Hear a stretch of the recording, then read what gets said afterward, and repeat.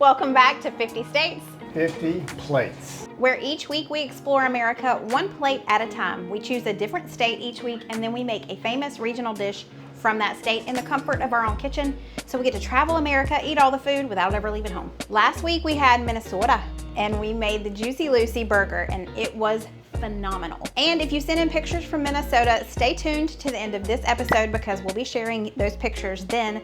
If you have pictures from Nevada, be sure to send them to us. You just email me at mystate@mandyinthemaking.com. Not gonna lie, Nevada was not a clear-cut answer. It was not an easy state to figure out what the most popular food would be. Honestly, Nevada is most known for Las Vegas and their huge buffets. So their prime rib, their shrimp cocktails, all the different things. We did some more research and we came upon a culture in Nevada mountains called the Basque culture. I'll tell you more about that, but we're gonna be making a Basque style steak. And then we're also gonna be making some beans because traditionally that's kind of what it was served with. So that's what we're going with today. Maggie Moo, are you serious right now? She's like, look here, I am supervising this. She's like, I'm in trouble. I'm gonna tell you a little bit about how the Basque culture ended up in Nevada. But first, let me show you this really cool book that a friend of mine and her daughter gave me. So they went thrifting and they found this book. It's basically culinary of our cuisines in the United States. I think it was published in 1998. But if you look here, it's got information about Basque food in Nevada. Now, it's not just in Nevada. I believe it might be in Wyoming as well. But I just thought this was so cool. And it goes through a lot of the different states and regions and what their most popular dishes are. So it was so kind of them to see this in a thrift store and to think of me and get it for me and give it to me. Yeah. So as we were struggling with Nevada and I found online about Basque food, and then I opened this up and saw it, I said, okay, that's it. That's what we're doing. In the late 1800s, immigrants from the Basque country, which is in between Spain and France, they came over into the Nevada mountains to work as sheep herders. And of course, when they came over, they brought their culture and their food, and that's kind of how the Basque food still is around today. Traditionally, way back when, it was Basque lamb stew. That was very traditional. It's not as traditional today. It's not as popular today. Now, when you think of Basque food, you think of chicken and steak. We're going with a big old thick ribeye today. Take a look at this large ribeye that we're gonna be cooking today. It is massive. So excited to be cooking that. But before we get started on that, because that's not gonna take long, we're gonna get started on some beans. Now this recipe is just, I'm making it up.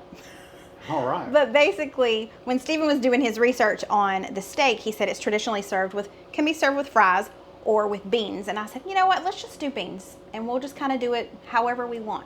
So let's go do that. Let's fly by the seat of our britches. So I've got 3 pieces of bacon that I've already chopped up. We're heating up this pot here. I'm gonna go ahead and throw this in here and let this start to cook. For our beans, I just went into the pantry to see what we had. We had some pinto beans that I'm gonna drain and rinse. And then we also had some cannellini beans, which are white kidney beans.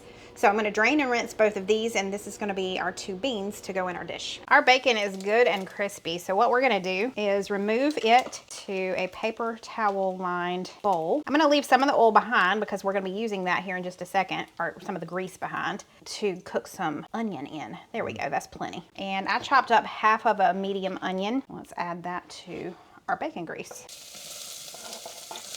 Baby, I'm so excited. It's gonna be good. I'm gonna throw in some garlic because it's been softening for a couple of minutes now. So let's just cook that for 30 seconds or so, and then we'll throw everything else in with it. So we got our beans going in. I'm pretty much gonna add the rest of this barbecue sauce that I've got here. This is the Honey Hot barbecue sauce by Kinder's. So I'm just gonna open this up and pour the rest of it in. Knock it out of there, babe. We're gonna throw a little bit of Dub sauce in there. Oh yeah, Dub sauce Inc. We're also gonna add a little bit of liquid smoke to give it a good smoky flavor. All right. Maybe like a teaspoon Just or so. a tiny tad, yeah, that's probably good. Then we're gonna add some smoked paprika.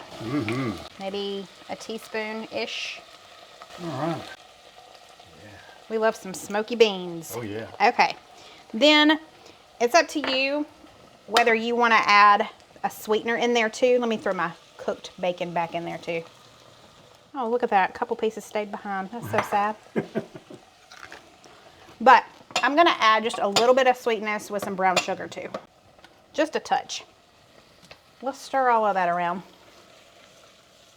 I'm going to turn the temp down to like medium low. And these are just going to simmer. Now, if they get a little too thick, I can always splash some broth in there if I need to. But honestly, I'm liking the consistency right now. So I'm going to pop the lid on that.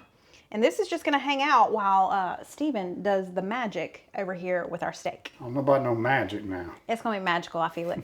Okay, we're going to do a little taste test. All right. I did add just a little bit of black pepper in too. Sweet, smoky, perfection.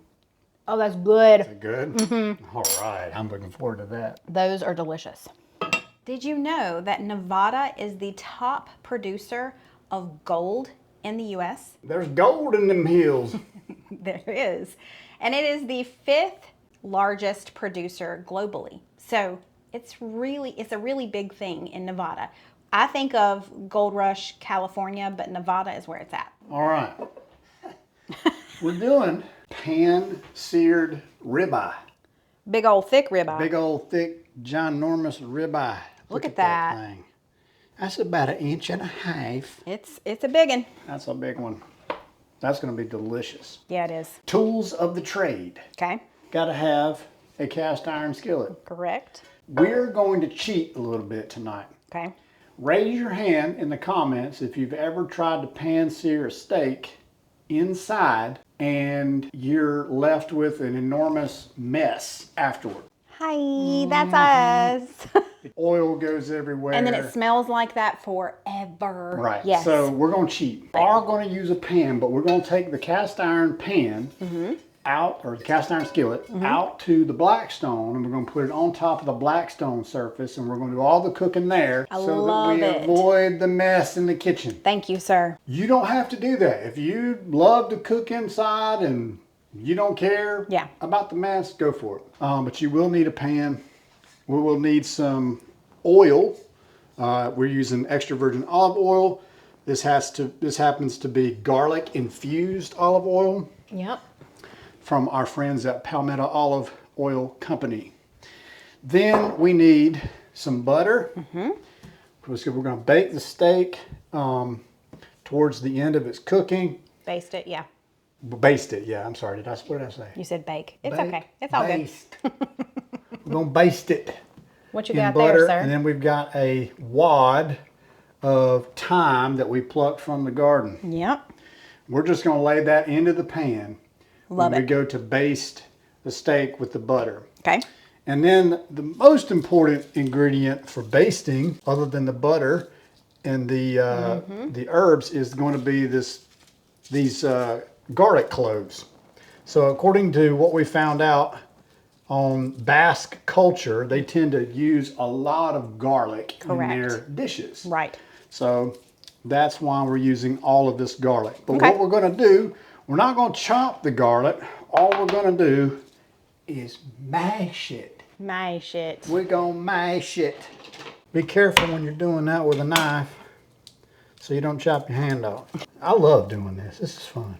It's one of his favorite things to do in the kitchen. I love mashing them. So now that we have our garlic ready to go, it's time to prep the steak.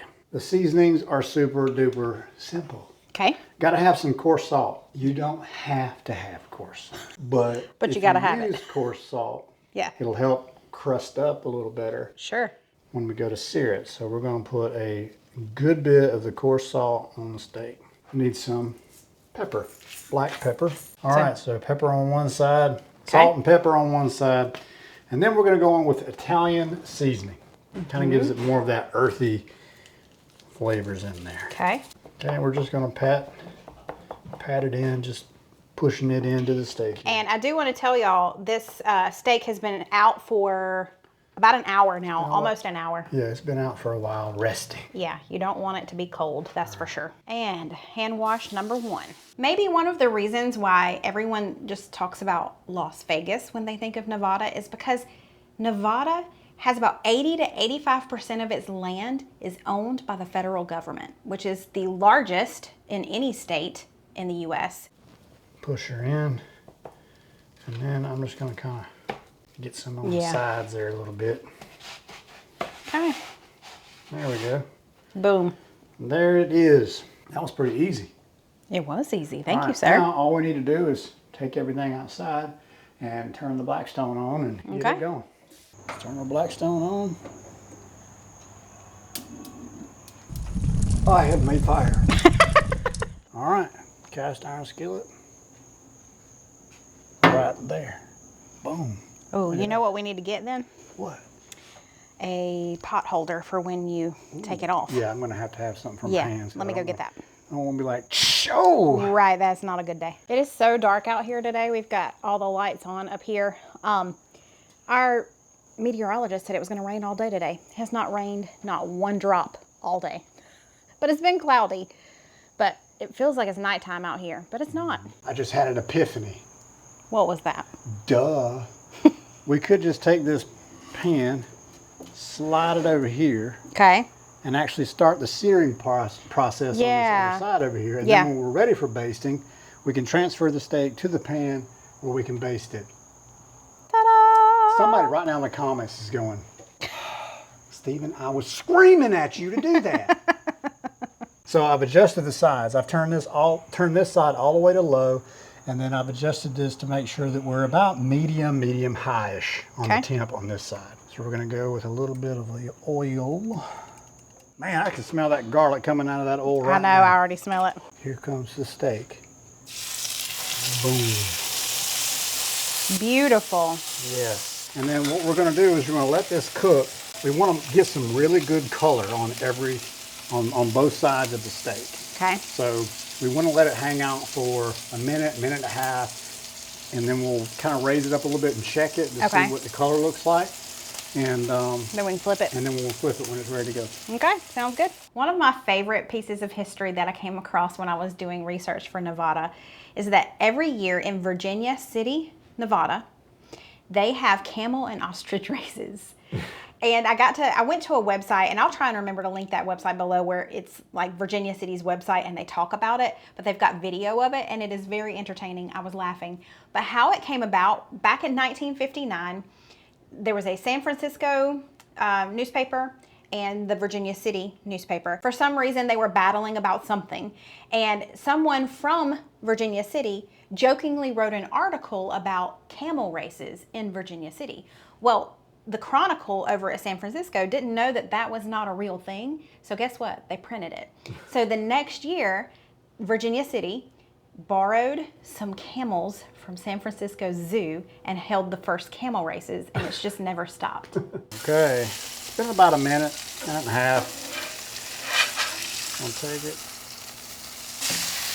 Oh yeah, look at that. Look at that. That looks beautiful, babe.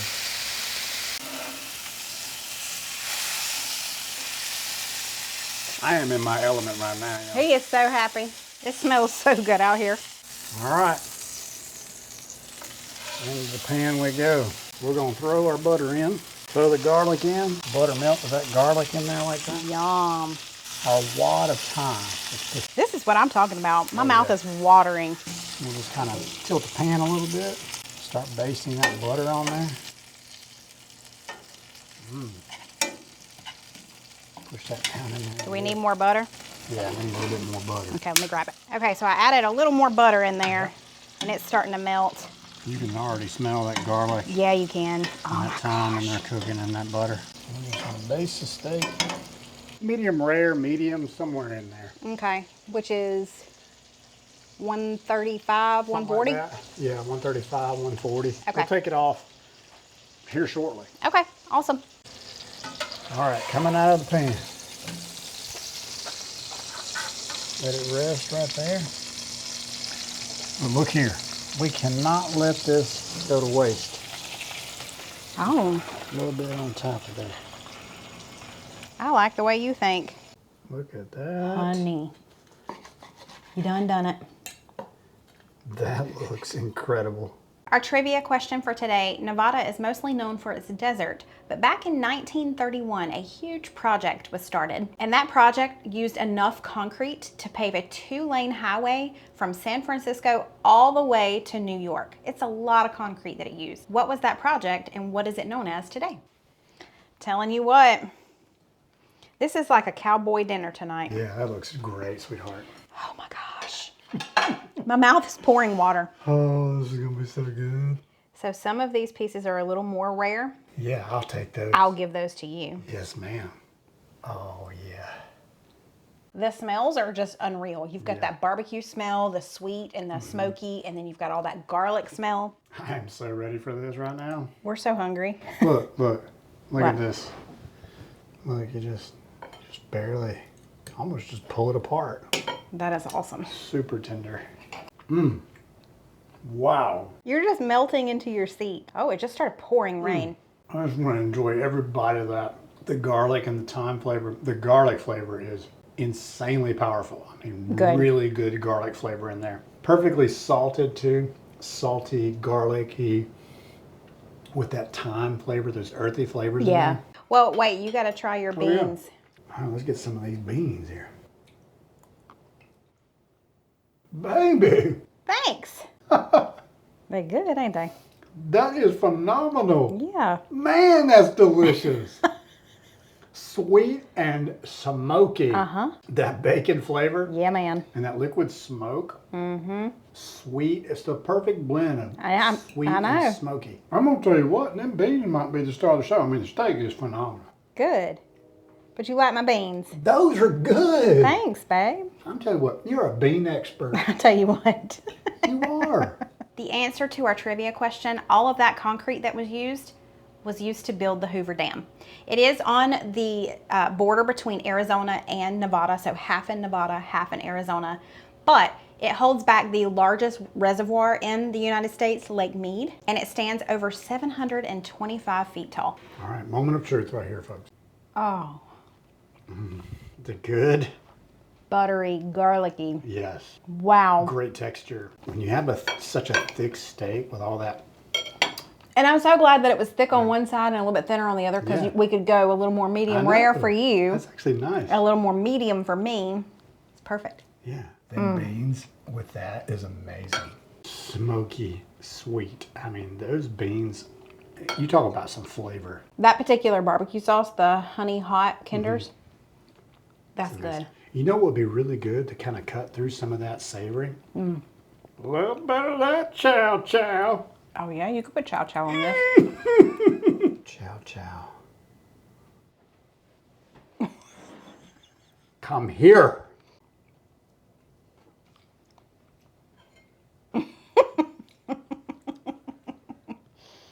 You're making me laugh. That is amazing, sweetheart. What a, This is a great meal. yeah, this is phenomenal. Nevada, it was nice to meet you. Yeah. It was great. But we have to choose another state. Let's look at our map. Today was number 27, I believe. I think so. And so here, Nevada. So all we have left on the West Coast is California. That's Right. it. We still have a lot here. We still have a good bit up in New England too. So what is your guess, sir? Oh my goodness. I'm going with Oklahoma. Okay, okay. Okay. I'm going with Michigan today. I'm feeling right. Michigan. Okay. Let's see what we got. Let's see what we got. Shake her up. I already did. Okay. I'll toss it around. All right. I've got one. Let's do it. Oh, I've got two. But I'm going to go with the one I just saw Okay. on top. Okay. Underneath was Missouri. Okay. But on top, New York. This is going to be amazing. okay, so what do we got? So there's New York pizza, right? There's like, I mean, you got New York pizza, New York hot dogs. like Coney Island, Coney dogs. Yeah. I don't know, but right now, somebody right now is in the comments. They are typing away. They are telling us what we should make for New York. Yes. So, all right, I'm looking forward to this one. That's going to be fun. Yeah, I can't Let's go wait. color in the map. Let's do it. So I'm going to look for a color for Nevada. But now it's time to look at your pictures from Minnesota.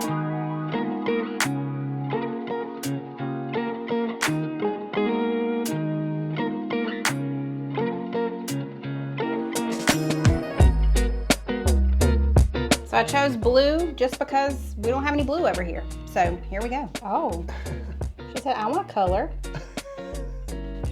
Okay, there's Nevada. Beautiful, babe.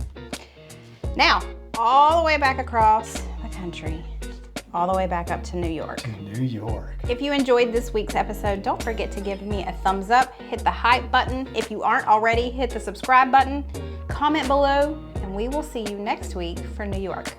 Bye, y'all.